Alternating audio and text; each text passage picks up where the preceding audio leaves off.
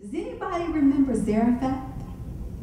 If you recall, there was a time of famine in the time of Zarephath.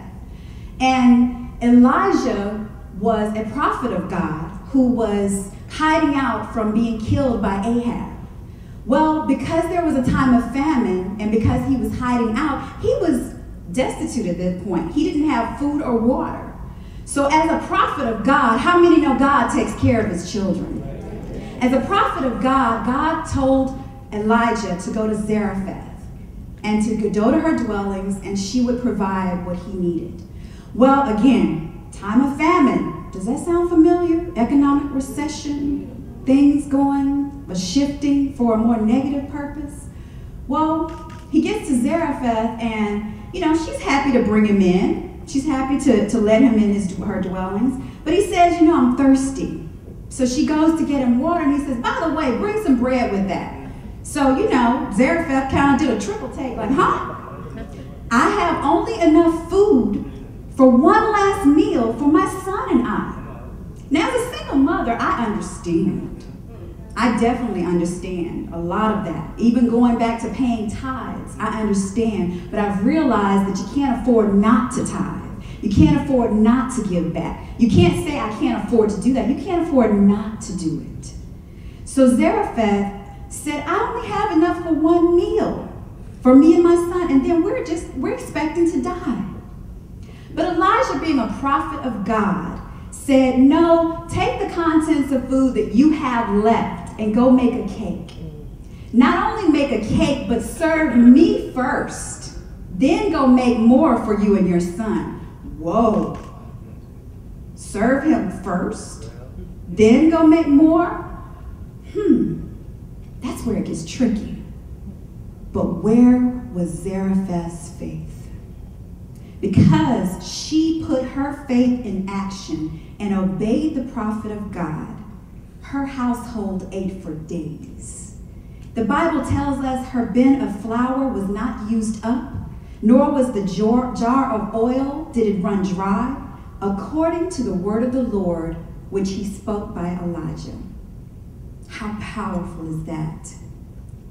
UNCF supports a lot of technology and efforts in that. And so in that, I'm sure you guys know about blogs.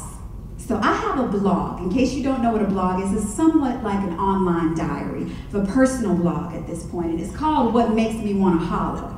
And in case, again, you guys are too young to remember, there was a singer back in the day by the name of Marvin Gaye. And he sang this song called Inner City Blues, What Makes Me Want to Holler, rather. And he talked about injustices and prejudices of the time. And basically, I took that concept and did my blog just to scream about things that frustrated me in society and kind of led me to a state of confusion at times. As I was approached about speaking today, I remembered one of my posts from way back in 2005 in which I entitled, The Essence of Time. We know that time is comprised of moments. So let me share a little bit of what I wrote on that. We could speak of the money we attain, the power and influence of our careers, the real estate properties that we own, the knowledge we have acquired, the individuals we have conquered, both personally and professionally, and so on and so on.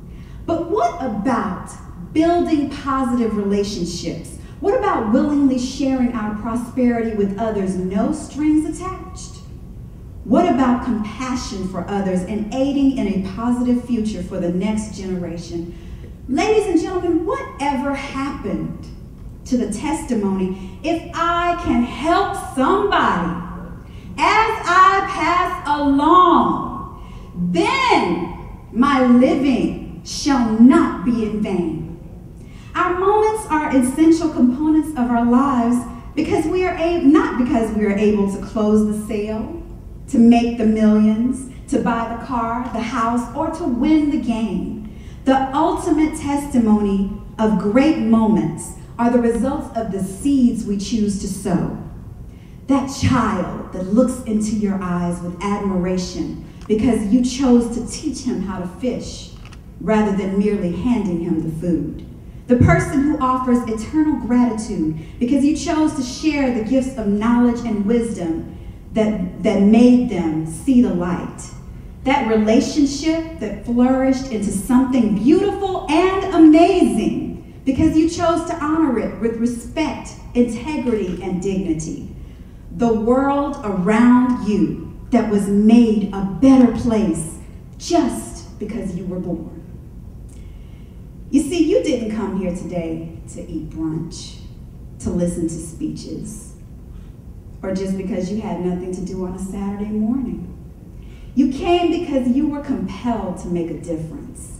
You know that you've been called and moreover chosen for a purpose.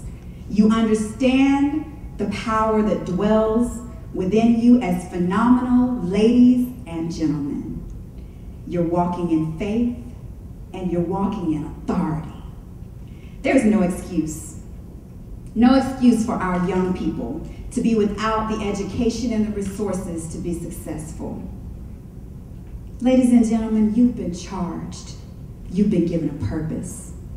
Show the many future doctors, teachers, attorney generals, and yes, presidents of our great United States where your faith lies.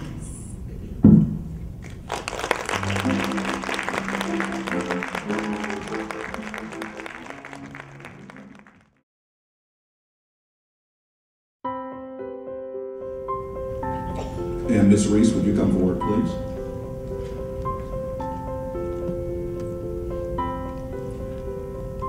Ms. Reese, on behalf of me and UNCF, I would like to present to you this special piece. It is called Sunday Morning, and I thought this would be appropriate because tomorrow is UNCF Sunday and we're going to church, so this is what Sunday morning looks like, and the preacher and the crowd are going about it, so I'd like to present this to you.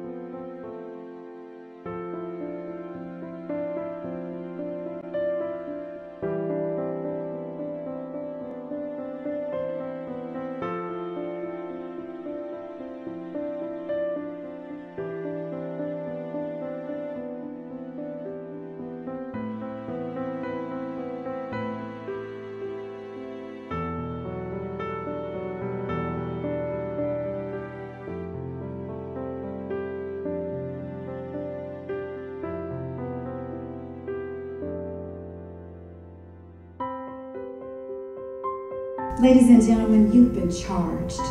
You've been given a purpose. Show the many future doctors, teachers, attorney generals, and yes, presidents of our great United States where your faith lies.